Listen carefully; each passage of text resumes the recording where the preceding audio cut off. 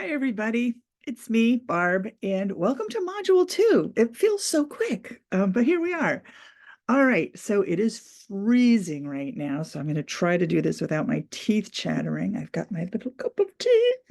I am really, really excited about this class. There's two different groups, and I wish that there was just one group because there's so much going on. But each one, I feel like we're pretty well matched, and we will have a chance later in the class to connect the two groups, at least for a little bit of partner work. Anyway, lots of really great AI talk going on. The introductions have been really fun to read, and it's just going great. A couple of housekeeping things. I know that there are some people who are new to Canvas, and it can be really, really scary. I will just say that if you, let me find it, I think you should open like an sure. Oh, I don't know if this is going to show up because it's in a new window. Let's open it in a new tab. You should, by focusing on the modules page, it should become, I'm not going to bother to look at student view. You should be able to see everything. Everything's published. Okay. The way it's laid out, the content, which you probably are there because the video is there. Maybe I will email the video as well this week. Okay, but the content shows you exactly what we're looking at for the week. Everything you need to know is here. You can copy and paste this, into a Word doc if you prefer to work offline. I used to make a PDF version that you could download, but with people's Wi-Fi being pretty ubiquitous, I haven't bothered. But if that's an issue for you, but so much of this is online, you can't really do anything other than read the articles offline. So, but everything's here, okay? And then you can see the links for all of if it's a live link, I believe no, I didn't put it in there. Well, this week is different, but all of the articles and the readings and the resources are here. And then within the content, which I'm going to show you in a minute, things that you're going to look at, I will have a live link for that. Although I did check these links and I believe they all work.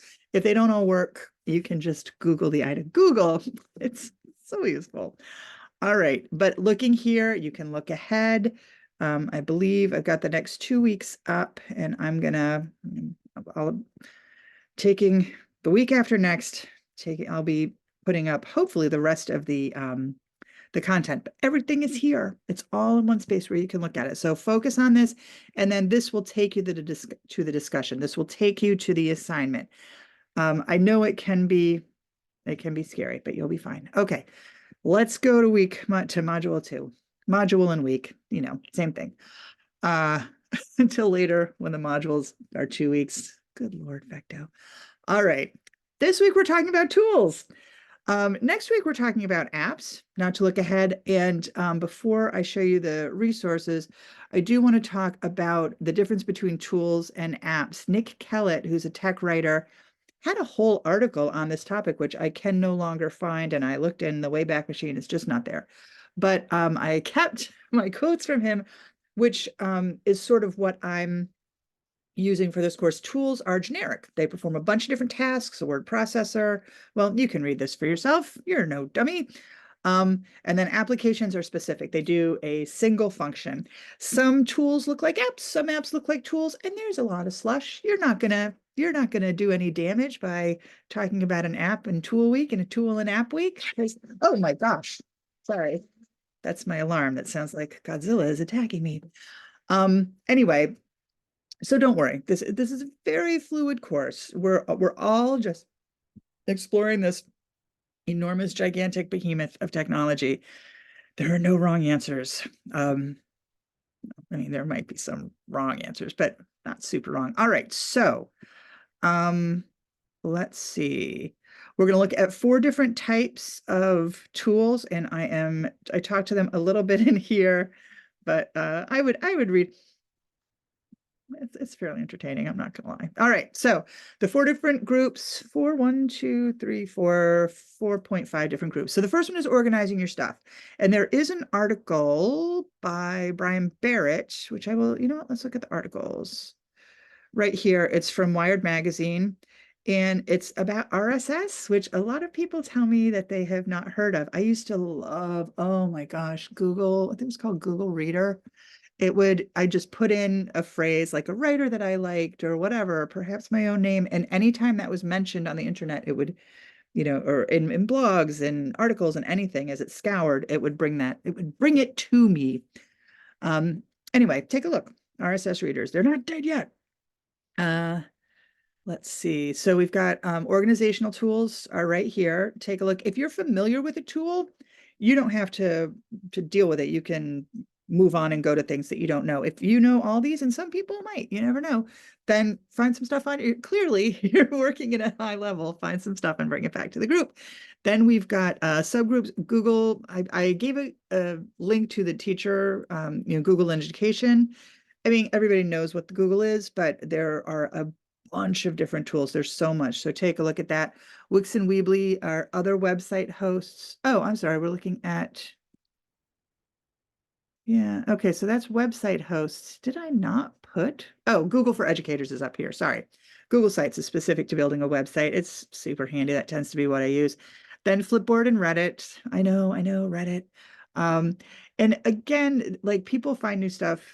We're going to be looking at TikTok and YouTube and that later when we look at multimedia. But there's still, Flipboard used to be, gosh, it was so cutting edge, and Reddit as well. And here we are, they're the granddads. And then these are specific to books, Goodreads and Library Things. They do different things. They're both handy for librarians to be aware of. And then I put Canva here. Oh, I've got a love-hate relationship with Canva. It's phenomenal. And you really should, we should just have a week where you play with Canva. I should just have a week where I play with Canva. I am not designy and I'm resistant, even though it makes everything so easy. I've just got to find the time. Someday I will. So those are the things you're going to look at. These sites, so we've got AASL's Best Digital Tools for Teaching and Learning, and this is both apps. All of these are both apps and tools, but I put them up here in case you're somebody who wants to do a little more exploring further out. This is great because these are the ones that AASL is putting their stamp on, so particularly good for librarians. Then these are just 350 amazing online learning resources. Sure, we are teachers. We need 350 of those. Then 22. let's narrow that a little bit. And those ones are also pretty good and fairly recent. And then this is from School Library Journal, which I'm sure I've already talked about my deep and abiding love for School Library Journal, but these are specific tech tools and tricks librarians can't live without. And this is from, I think, 22. Wow, I thought it was 20. So this is fairly recent. So this is going to give you some good up-to-date stuff. All right. Could that possibly be everything I have? Shocking. So quick. All right. Oh, I did want to mention one student in one of the classes emailed and said and asked if they could use TikTok for their blog. And I was like, heck yeah, that would be super fun. If you have another format that you want to use for your blog is for you. There are some times when I want you to put specific things like your top 10 posts there. I want you to be able to access the course content when the course is over. And as we know, Canva it's not that it's unforgiving, but what are the odds that Canvas. Ooh, sorry, Canva. Canvas, what are the odds that you're going to go back? Whereas if you have a blog, you can put resources that you want to look at later and have them there to revisit. So whatever format works for you, a website is really static. And so for me, like you're going to have to put everything up at the top because that's just one link unless you have a specific page for each week.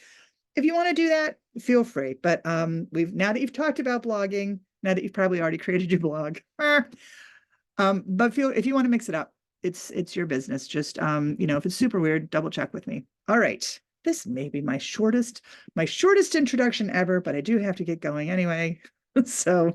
So here we go. All right, I'm going to stop sharing so you can see that I am incredibly bundled up.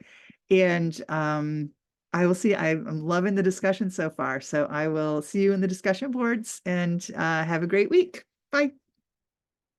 Oh, still haven't ended for all.